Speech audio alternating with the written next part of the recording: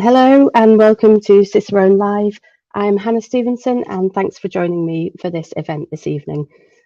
Tonight I am joined by Sandy Brown, who's going to be talking about his latest guidebook to the California Missions Trail. Sandy is Cicerone's associate publisher for Caminos and Pilgrimages.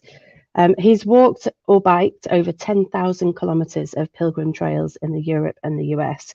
And he has really recently done the California Missions Trail, both walked and biked that.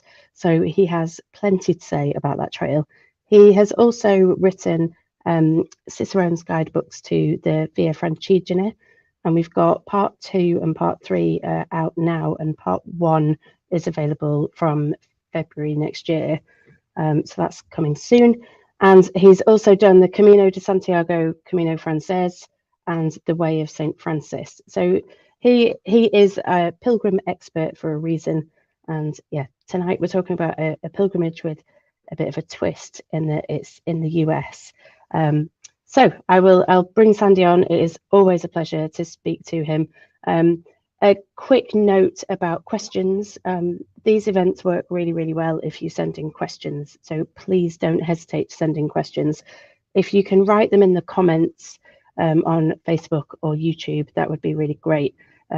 Tonight I am flying solo. I don't have Louise in the background on social media, so it might be a bit trickier for me to get questions if you email them.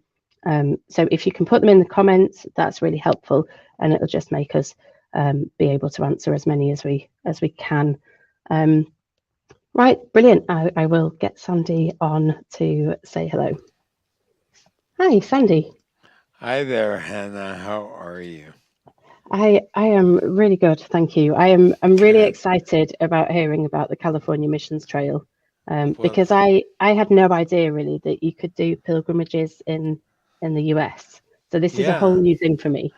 yeah, there are a couple of pilgrimage trails in the U.S., and I'm so glad Cicerone Press was asked to do a guidebook for the California Missions Trail. And I'm glad I had the opportunity to be the author for it. And thanks so much for inviting me on Cicerone Live tonight. I appreciate that. Look forward to questions from you and from our audience. Yeah, fantastic. I think so. We're going to go through a bit of a presentation from you, and Hmm. that's going to tell us quite a bit about the trail.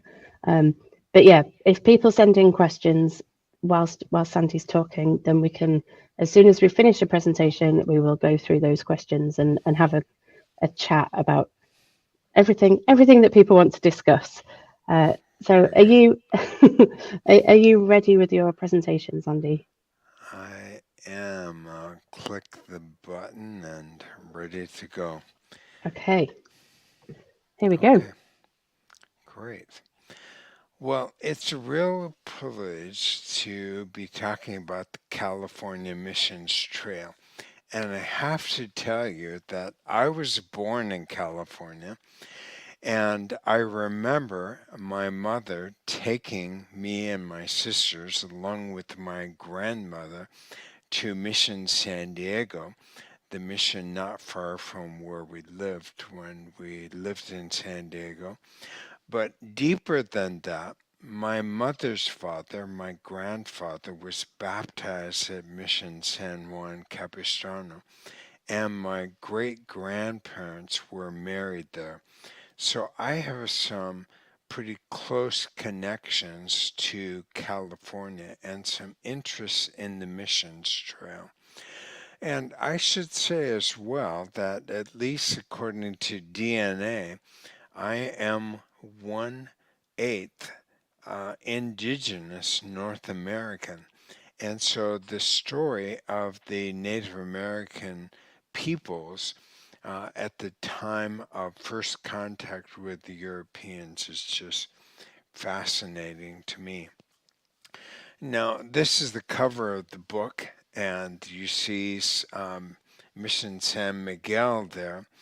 But even before I begin, I want to acknowledge some people that helped to make this book happen. And the first bunch is the California Missions Trail Alliance, which is made up of Mark Wilkinson and Sally Sheridan. Mark is the CEO of the Santa Barbara Trails Council. He put me in touch with John Johnson of the Santa Barbara Museum of Natural History, and I came to know Andy Galvan of the Ohlone people in the Bay Area. And then a special assistant to me was Lisa Hetler Smith, and she helped with some of the permissions of some of the great images that are in the book. But I also want to say a shout out to people who helped me along the way. And that means people that I walked with and people that I biked with, and also people that I stayed with or who supplied me along the trail. I'll talk a little bit later about the California Missions walkers, but they were instrumental in my 3 journeys on the trail. And I need to mention Butch Briery also, who created and really pioneered the modern itinerary for the missions walk. None of us would be doing it without his work and his initial guide for the route. Kevin Donahue put his route onto GPS tracks, and that's how I managed to walk it and bike it the 3 times. I should also mention the Cicerone team like Andrea, Claire, John, Tim, Victoria, Natalie, and each of them contributed to either the editing or the layout. And of course, Jonathan Williams and Joe Williams green-lighted the project, and that's why it happened. And I'm very proud of the result. Now, the California Missions Trail, in a skeletal kind of way, is an itinerary that connects the 21 historic Spanish missions in modern day California. Here are pictures of the outsides of each of those missions, and they stretch in the north from Sonoma, in the south to San Diego. And I say that it's the skeleton of the missions trail because there are 21 of these, an average distance of 40 miles apart. And it's the 40 miles apart between the missions that really are the scope of the book. There's so much in between as well as so much to the story. So when you look at the track itself, we divided it into 4 different sections. And you can see that the first section is beginning in Sonoma, California, north of the Bay Area. You go down to San Rafael the next, and then you have an option of either taking the ferry from Larkspur to San Francisco or crossing over the Golden Gate Bridge after Sausalito. Each of the times I did the walk, I crossed the bridge because it's such a dramatic way to experience the bay. I've also ridden the ferry one time, and we're very familiar with ferries up in Seattle where I grew up.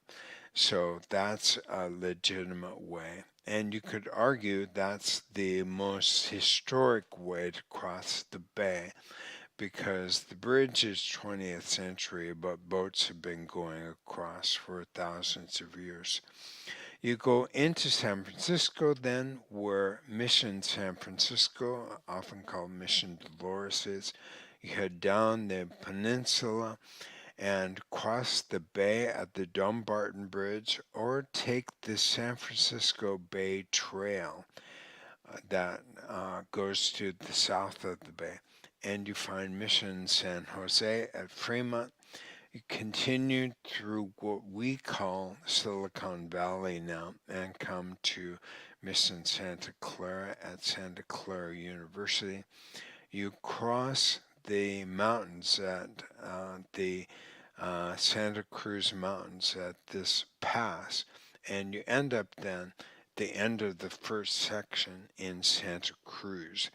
And so that's 1, 2, 3, 4, 5, 6 of the 21 missions in the northernmost part of the itinerary.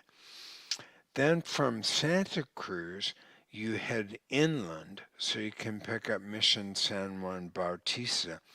And going through this area introduces a walker or a biker to the agricultural areas around Salinas in this huge valley, the Salinas Valley, which some people call the salad bowl of America because of the lettuce and other crops that are raised here.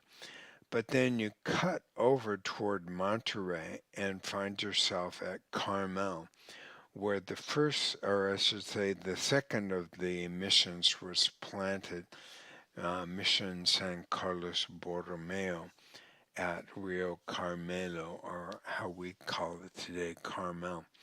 Then you go back to Salinas Valley, pick up the lonely mission of Mission Soledad, and this stretch through the agricultural region has a couple of options. After you leave King City, though, this stretch to Mission San Antonio and this stretch to Mission San Miguel are very remote. There is just one B&B in the little town of Bradley, and otherwise a few campgrounds here in this camping alternate. There is a hotel, a retreat center here at the fort that's at Mission San Antonio, but that's really the biggest challenge of the entire itinerary. It's probably hard for people outside of California to understand how remote this stretch is, but it's way in the middle of nowhere without even a highway. This is Highway 101 going here, and you can see we're not even close to it for much of that part of the itinerary. After San Miguel, then you head down through what is wine country, and this is a growing area for not just wine but olive oil also. It come to one of my favorite towns on the Mission Trail, which is San Luis Obispo, and the mission there, and you head to the beach. This is really the second time, or third time, Santa Cruz, Carmel, and then Pismo Beach that we're at the beach, and we'll get a lot more of it later. You come down to the town of Santa Maria, Orcutt, and then you come to Lompoc and Mission La Purísima. You come to Mission Santa Ynez, and there should be a mission symbol right here. I hope this isn't the final copy of the book. I'm sure we put one in the final copy. But here you cross now the Santa Ynez Mountains, and you come down Refugio Road, which is one of the glorious downhills on a bicycle, and you're back at the beach as you head toward Isla Vista, University of Santa Barbara, UC Santa Barbara, and then the very lovely town of Santa Barbara, justifiably called one of the most beautiful cities in California, if not the U.S. You're along the beach the rest of the way to Ventura, just like in the song by America, Ventura Highway. And that's the end of the South Coast section, or the Central Coast section. Then you come to the South Coast section. And from Ventura, you head across the Santa Susana Pass after Simi Valley to come to Mission San Fernando, and then you had in the outskirts of the Los Angeles area, the Mission San Gabriel, Mission San Juan Capistrano, where my mother's family is from. And then you can see the last part, including at Mission San Luis Rey de Francia, is along the ocean until you come to Mission San Diego at the end of the experience. So it's a massive itinerary, but it's also quite amazing because of the history, the sights that you see, and the opportunity to experience California for what it is. Now, when you talk the missions in California, it's important to understand the distinction between the romanticized missions and the actual missions. And this is something that my book works hard to describe because although we think of the missions as starting, of course, in 1769, there were people living in this area for tens of thousands of years, maybe 14,000 years before. And the missions began the colonization that essentially ended their culture and lifestyle. So um, it's it's unwise to sugarcoat what happened, and I want to distinguish the romanticized version of the missions from the actual history. And this image, it's a picture, a painting, and the painter's name is Trousset, and the original is at the museum at Carmel Mission. But this shows Junipero Serra serving or celebrating Mass at what's called the Serra Oak. This oak tree stood in that location of Monterey Bay, and it was the place that the Spanish explorer Vizcaino identified as a place with a great harbor that should be the center of colonization. That was 1602. This painting describes what happened another 167 years afterwards when the Spanish did nothing. But because of Russia moving down the coast with fur trappers, Spain believed that it needed immediately to send missionaries, soldiers, and settlers to California or it would lose it. So Junipero Serra, along with the explorer Gaspar Portola, landed in Monterey, and there they began the colonization process. So you see here in this painting Spanish soldiers, here and here. You see settlers, you see some probably Native Americans who may have been coming along as guides. And don't forget these Native Americans also who are kind of lurking suspiciously in the background. You, of course, see the Spanish galleon that is there to bring the soldiers and the missionaries. You see mission bells hanging here. And then you see horses grazing. And the livestock actually have an important part of the history as well. So this heroic mission work is how we have come to see, or the story that's been painted for us of the Spanish missions of the 18th and early 19th century. But what's important to recognize is that there were many people, as I say, already living here. Here's a list of the many different tribes going from north to south who populated that area. And to me, the Missions Trail is an opportunity to learn some about their story. So, as I researched this, I came across the names and the stories of Native American leaders, and side by side with the story of the missions, I placed their stories in the book.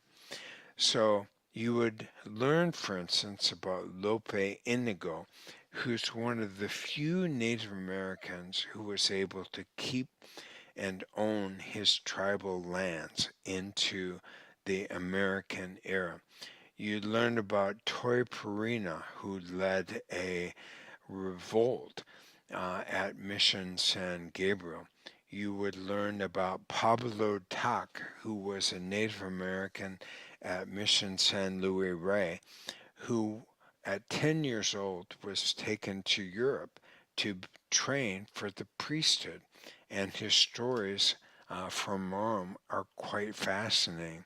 You learn about Stanislaw, who was a mission resident at Mission San Jose, who instead of staying in the mission led a revolt that had perhaps as many as 4 or 5 thousand participants in it, and he raided settler herds and livestock and farms. You also learn about Juana Maria, the woman in the story of the Blue Dolphin. Maybe you've read this story. A Native American woman who was left on the Channel Islands mistakenly all by herself and lived there for 18 years without any company until she came back and was reunited with friends and family in Santa Barbara. So those are stories of the past, but there are also artworks that continue to speak on behalf of the Native American populations. So, for instance, this is the inside of Mission San Miguel, and these paintings were all done by the Native American mission residents at Mission San Miguel. And it's quite fascinating to know that when you sit in that church, you and I, we are surrounded by the brushstrokes of the residents of that mission from 200 years ago. They also left artworks. This is a anonymous painting of the Archangel Gabriel, painted by a resident of Mission Santa Ynez.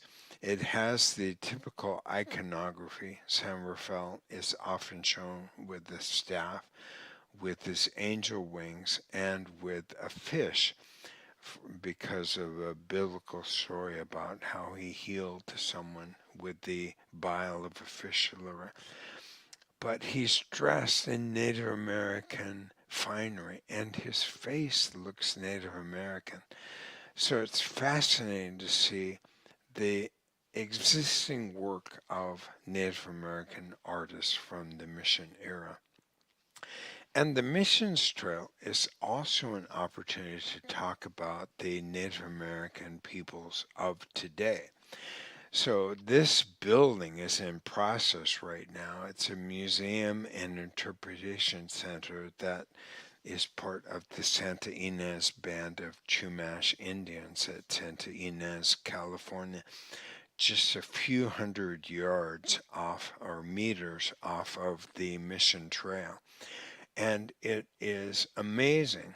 This will be open this coming year, and it's an opportunity to understand more about the people pre-European contact and then their story after that as well. So the Native American era is part of it, but the Mexican era is part of that as well. We usually see the mission eras ending at about 1821 when Mexico won the War of Independence and Alta California now what we call California, became a property of Mexico.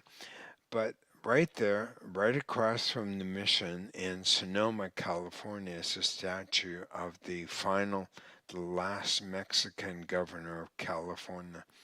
When you go to San Juan Bautista, you see buildings from the Mexican era of California. And then you can't help but be surrounded by Mexican culture that exists to this day. This has meaning for me because my family came from Mexico in the 1860s.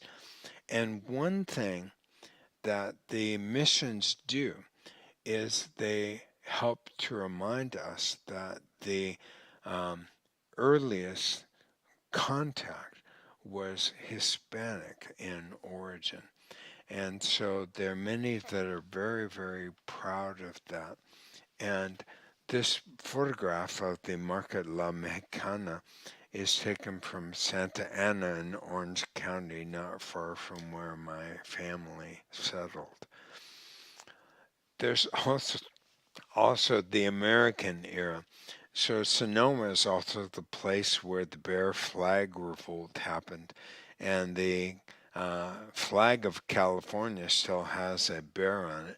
For a few moments, California was a independent republic, and then after the Mexican-American War, it became part of the United States, and just 2 years later, a state. You're also walking through American history. This is the Presidio Cemetery in San Francisco with many First and Second World War graves. And you're walking through American culture too. Just one example is the neighborhood of Jerry Garcia of the Grateful Dead. You just walk a few blocks away from his home in South San Francisco. So, in the American era, what happened was that the missions, which were crumbling, like in this image of Mission Carmel before it was restored, as you see it in this picture in the right. In the American era, the our culture, I can speak as an American, our culture was working to understand its past and appreciate the European settlements, and in its own way to appreciate Native Americans who had been here before. And so there was a sort of romanticization of all this and a kind of glimmer as it was buffed out. But it's a hard story, and it's a story that if you make this walk, you'll have 55 days walking. If you make this as a cycle trip, between 2 and 3 weeks to get through this amazing itinerary. So, where do you walk or where do you bike? I wanted to start with this picture because north of Santa Barbara, there's a stretch where if you don't time it right, you have to walk on Highway 101, which there is a freeway. Or if you time it right with a +1 tide or lower, you can walk on this pristine section of beach. It's about 7 miles in distance, and you can't get here unless you time it right. And if you do get here, you see a part of California's beaches that few others have ever seen. Instructions of doing this are in the guidebook. You also walk or bike through enormous agricultural areas like this one near Camarillo. You'll walk sometimes with the smell of lettuce in your nostrils or the smell of ripening strawberries, as in this picture. And you do find yourself sometimes on agricultural roads. You also find yourself in the city. So this is a picture of San Francisco. You can see a little bit of the Bay Bridge here. You can see some of the tall towers of San Francisco and the sidewalks. So because it so much is urban, there's a lot of sidewalk walking, especially in the cities of San Francisco, in the Los Angeles metropolitan area, and then when you get to San Diego. But some of this walking is really quite beautiful. For instance, you walk past this courthouse, which is a fine example of Spanish colonial revival architecture right in the heart of Santa Barbara. You also find yourself walking along the sea, and this is a pedestrian area next to the railroad tracks you can see there as well. And as I was walking with Sue and with my other two friends, we were watching surfers here, but we were also watching dolphins playing in the surf along with the surfers. It's pretty spectacular to see, and that's just right on the route. You often in bike trails like this one between Santa Barbara and Carpinteria, and you're sometimes on hiking trails as well, like this one over Santa Susana Pass. You'll find too that there are back roads. This is the road at Cuesta Grade, which was originally a stagecoach road, and sometimes paved back roads. This is Refugio Road. These are lemon trees. This is mustard blooming. This is the top of the path that you summit, and you make a crazy fun switchback ride down the hill to come to this place at the end of the road, just about at the beach. You're also walking on old former highways.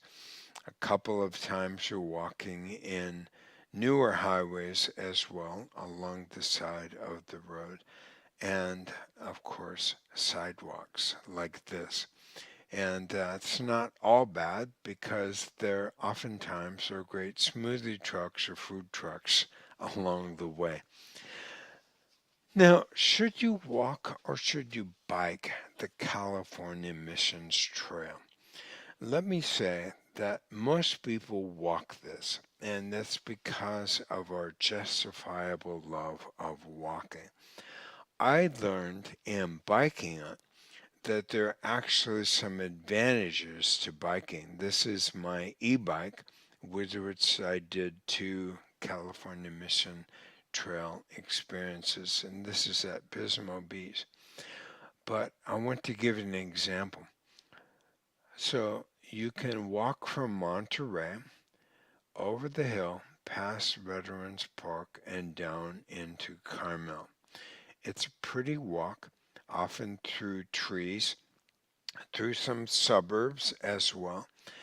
Or if you can have a bike, or if you're biking it, you might also take what's called the 17-mile road, which takes you right along the coastline and then to Pebble Beach Golf Course, which golfers all know about, and golf widows and widowers.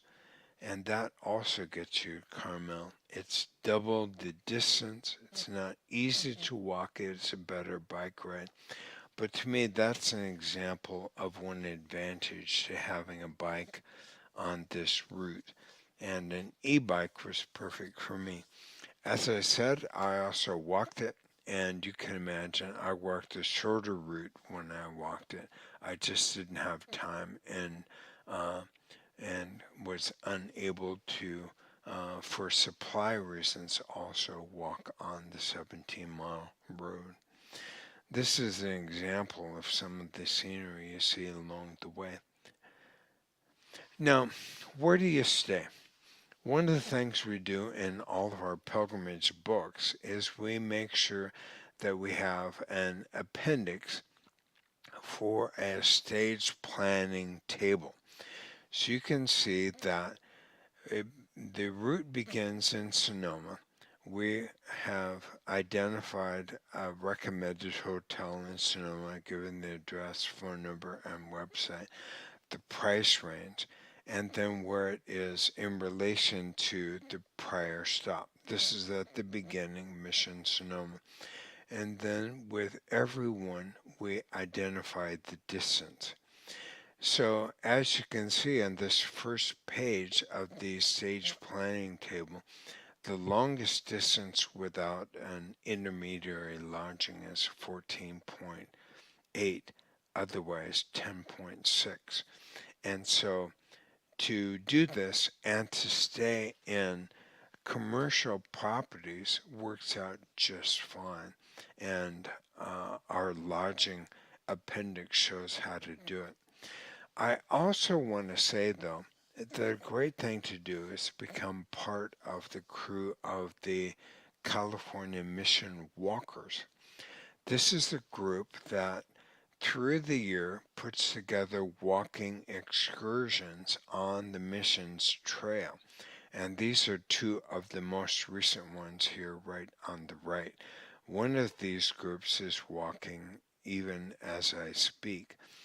And the mission walkers have varieties of service available, from being a trail angel to occasionally even finding lodging for people along the way.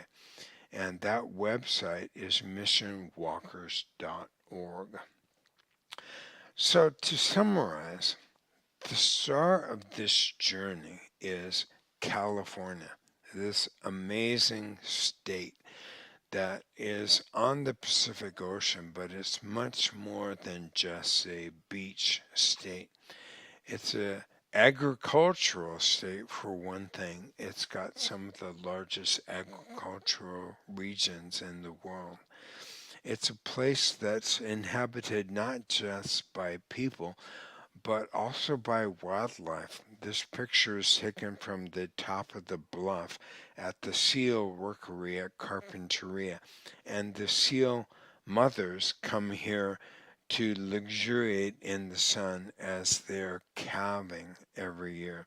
And it's an amazing sight to see. And it's an area of parks. This is at Fort Ord State Park, which is north of Monterey.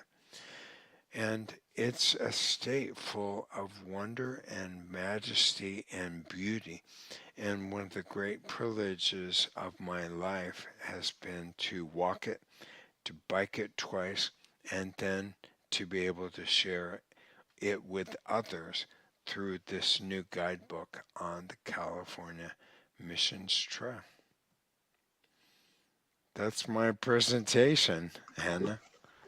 That was wonderful. Thank you, Sandy. That was fantastic.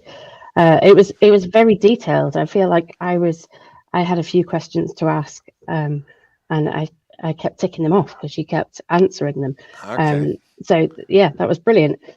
One thing before we go any further, we have the book isn't out yet, is it?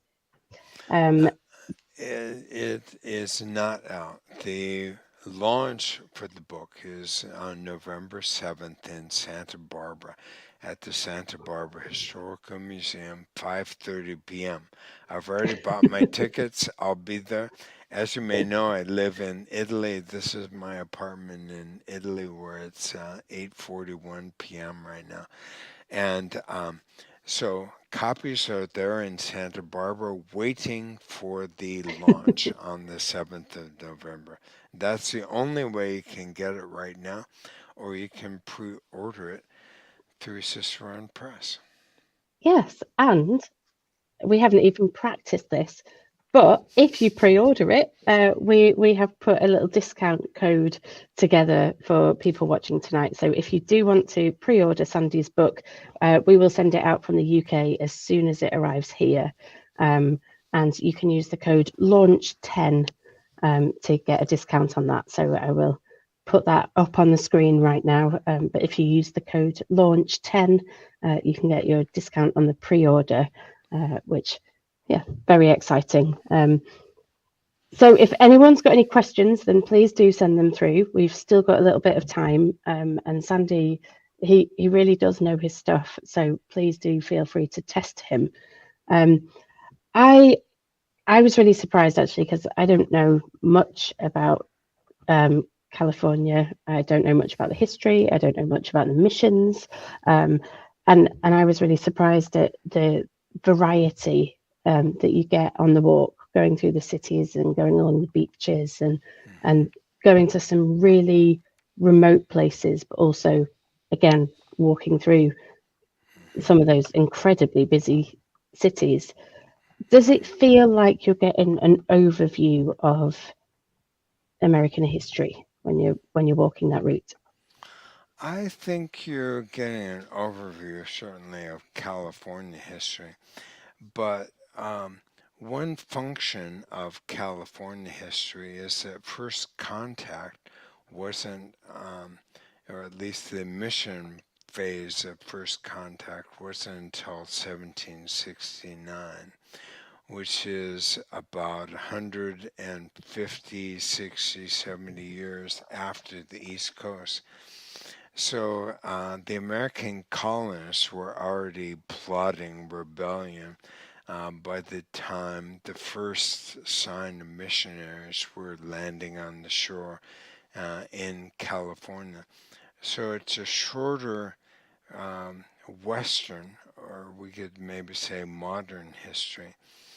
Um, One thing that's interesting about it too, though, is that by virtue of the fact that these were, and I hate to say the word experience, but they were experienced missionaries. Junipero Serra had already been a missionary for 10 or 20 years by the time he landed in San Diego and Monterey. Um, One of the things you learn, thanks to the mission work, was about the Native Americans. So many of the Franciscan missionaries wrote down and tried to preserve the languages in written form. And so, in a way, that gives us a deeper knowledge of the Native American cultures than in places where the cultures were suppressed without the benefit of having missionaries to try to write out the languages. So it ends up being a significant thing because most all of this material is recorded and in the archives of the missions and diligently studied both by academics and by Native Americans to try to leap back to that time 250-ish years ago before first contact. So if you think of American history in terms of Native American history, then there's a gold mine here that doesn't exist with much of our American history.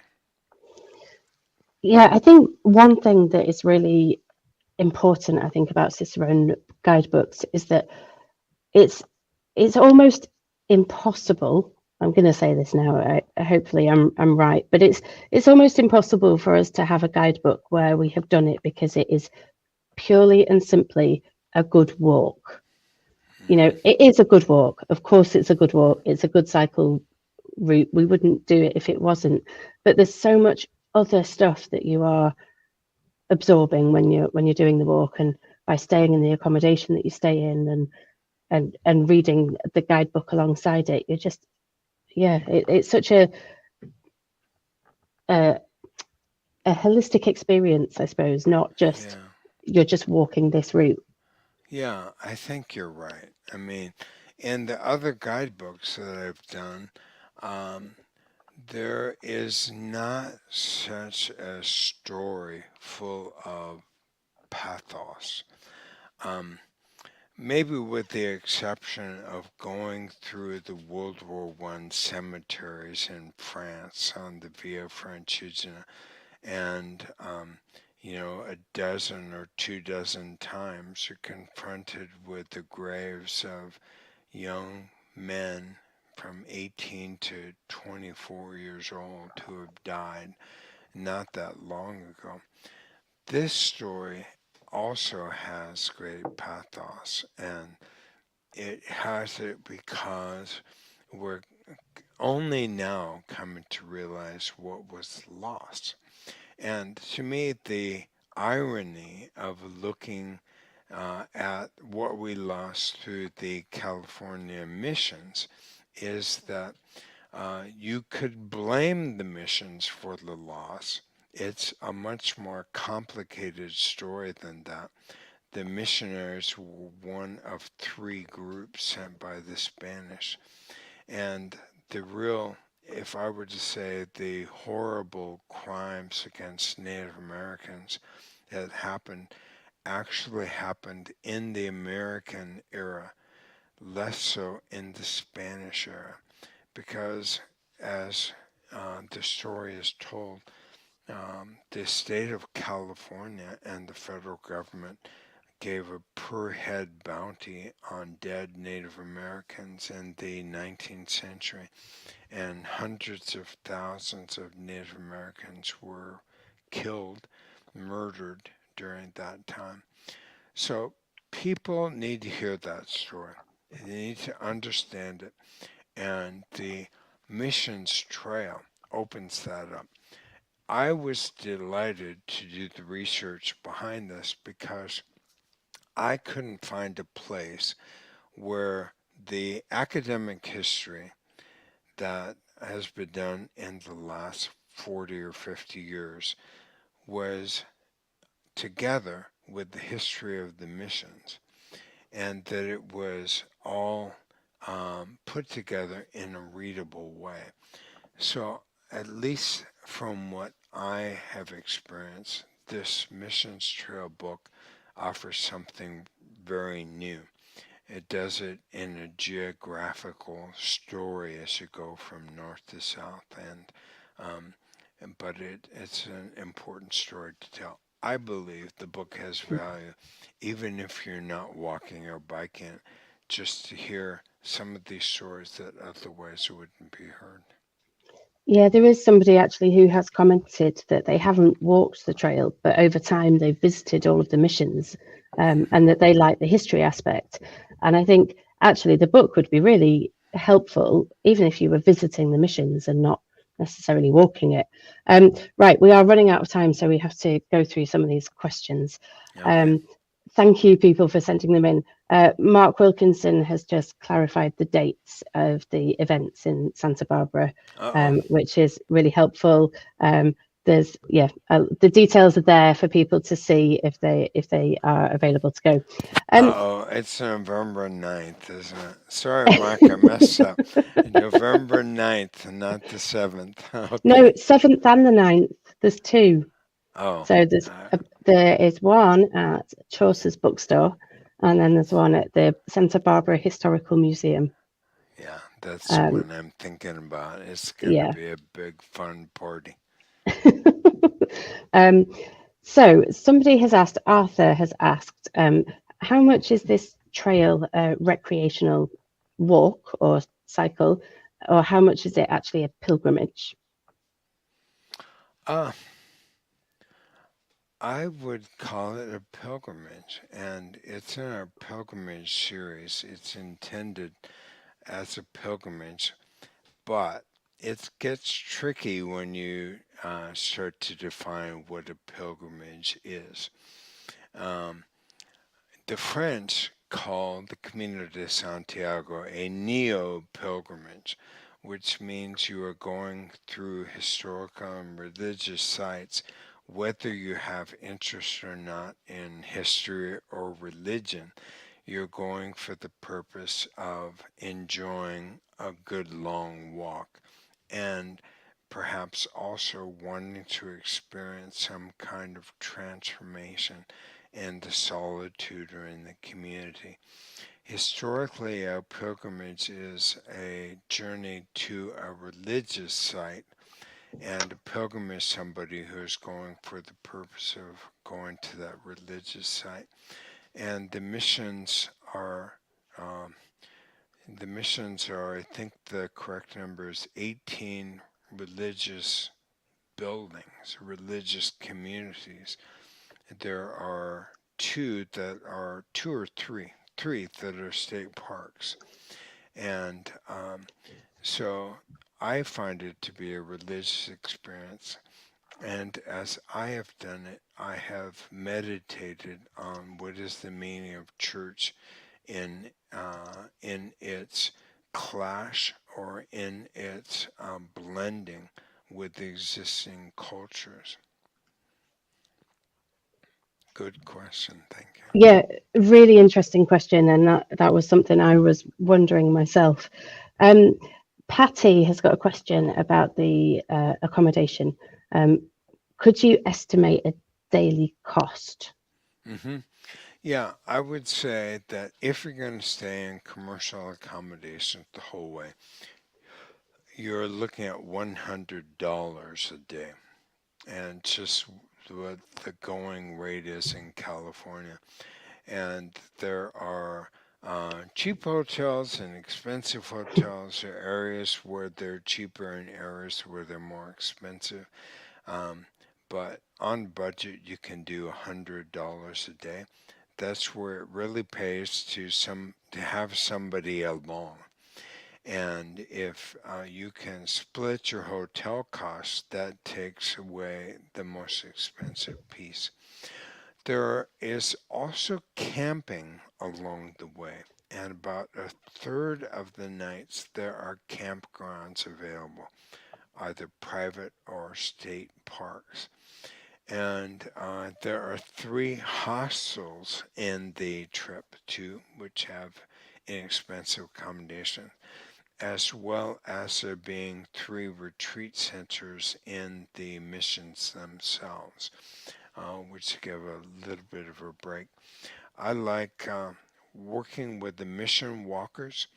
I went into the mission walker network when I walked and when I biked, and I would say about a third of my nights I was put up by angels who, who kept me, fed me, and then sent me on my way, rested and refreshed. Fabulous.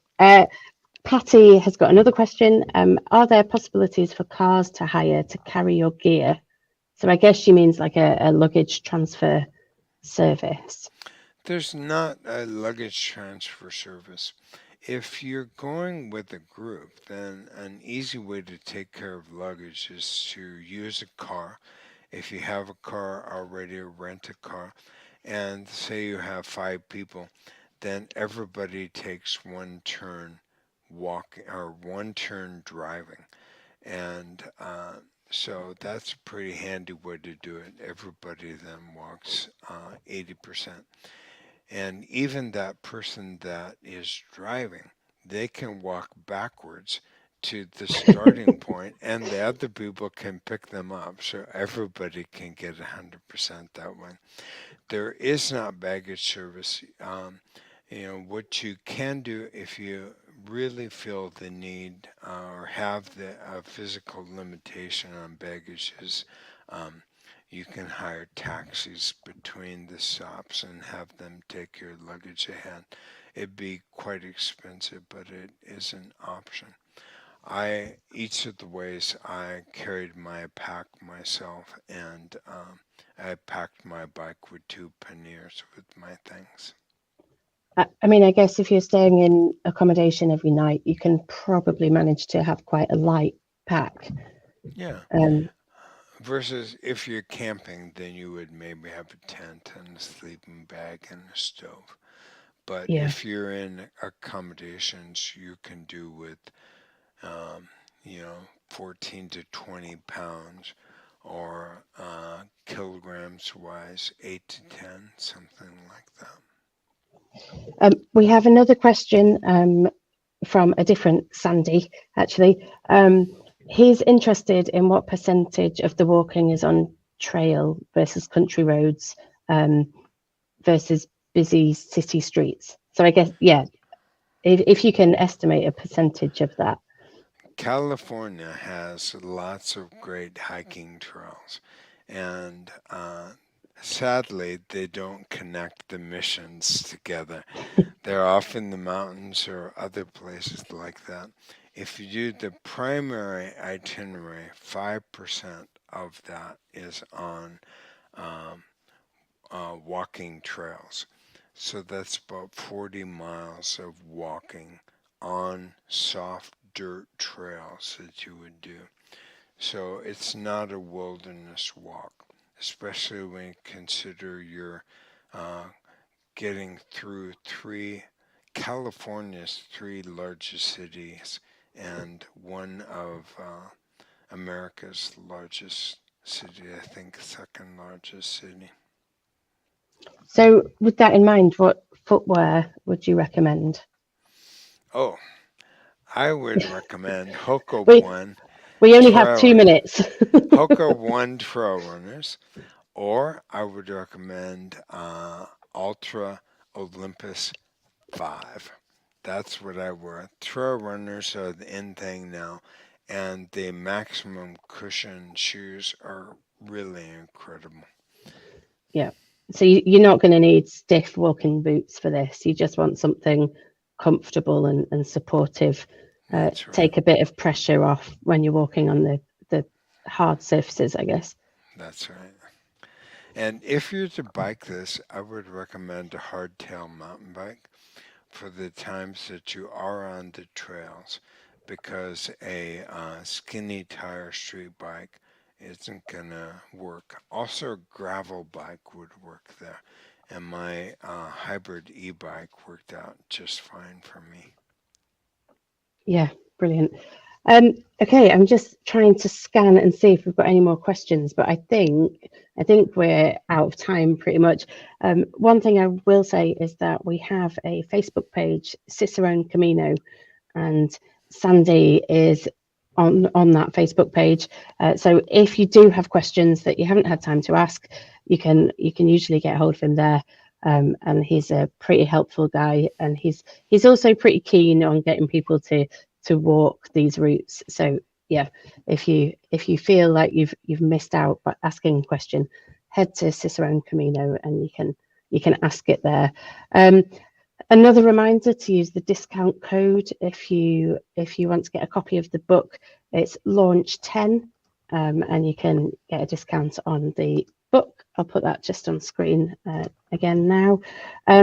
But yeah, thank you so much for joining us, Sandy. It's always a pleasure to talk to you. It's always nice to hear from you. And thank you for that really interesting presentation.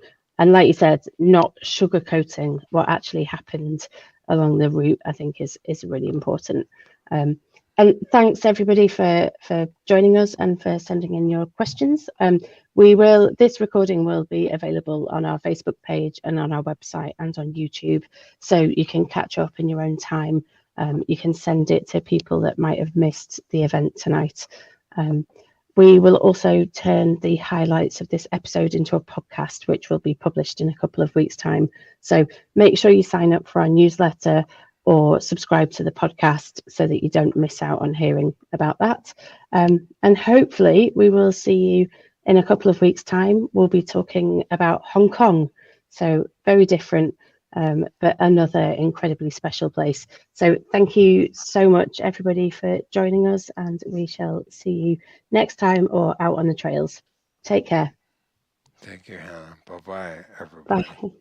Bye.